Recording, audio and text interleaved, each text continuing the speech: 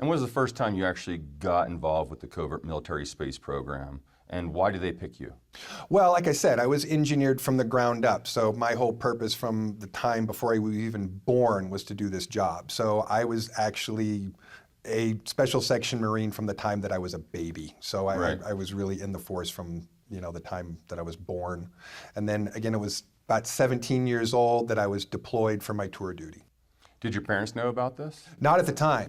It's an interesting process the way that they do this. Typically, you're taken for a training exercise in the middle of the night, and then I realize for some people this may sound even more outlandish than some of the rest of this does, but you may go away for a number of hours or even days, and then they return you 15 minutes after you left by using time travel. So it appears to your family members and so forth that you've never been anywhere. Never gone. And then personally, I would wake up the next morning and just think, wow, what a weird dream that was that lasted for so long, and just presume from where I was standing that, oh, that was just a really weird dream. So yeah, even I wasn't complete. I mean, I would remember things, but it was in a context, again, that I would just go, oh, I had a really weird dream.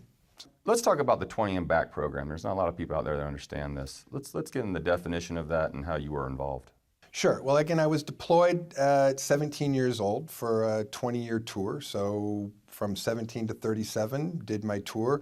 And then when they bring personnel back to Luna Operations Command, they do what they call a memory wipe, but it's not a wipe, it's a suppression of memory. And they also do something they call an age reversal, but it's not actually an age reversal. They hatch out a clone body that's the same age when you left, and then transfer your entire consciousness into that clone and then stick you back, again, 15 minutes after you left.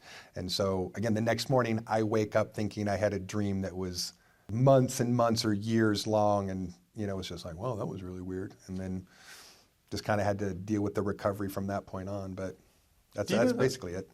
You were in the Marines, but I'm assuming you were also part of a secret part of that Marines that probably people don't understand or know about. Or was it just the Marines?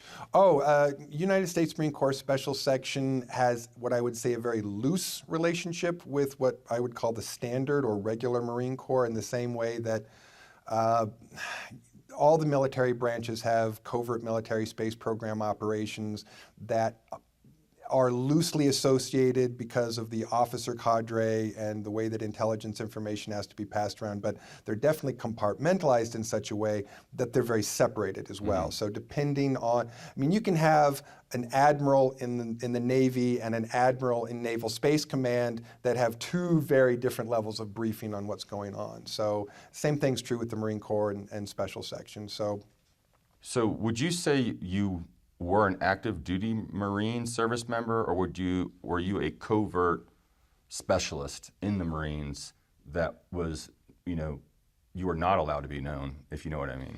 Well, it's all kept classified for sure, but it was definitely during my tour of duty was considered active duty. So okay, yeah. What was your rank and role towards the end there? Oh, I made captain in the end. So. Okay.